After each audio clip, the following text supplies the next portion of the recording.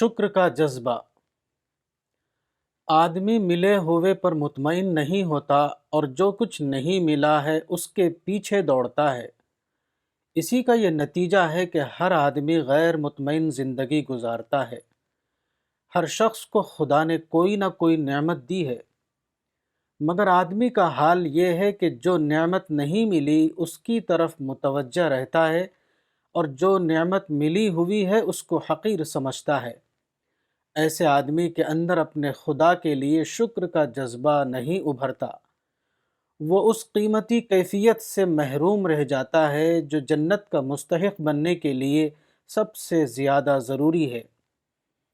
موجودہ دنیا کو خدا نے اس طرح بنایا ہے کہ یہاں مکمل راحت کسی کے لیے نہیں۔ اگر سرد علاقے کے مسائل ہیں تو گرم علاقے کے بھی مسائل ہیں۔ اگر کم آمدنی والے کی زحمتیں ہیں تو زیادہ آمدنی والے کی بھی زحمتیں ہیں۔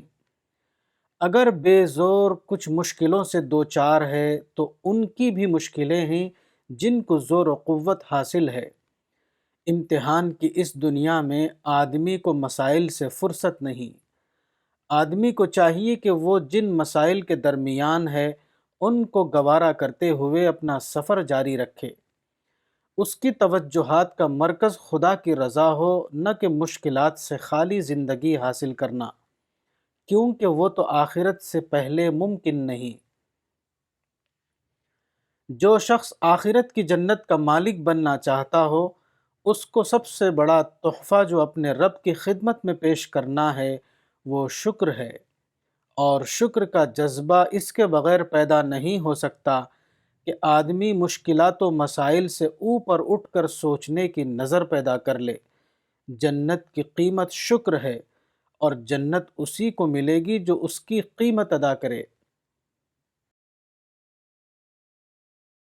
کتاب باغ جنت، مولانا وحید الدین خان، صفحہ نمبر 27۔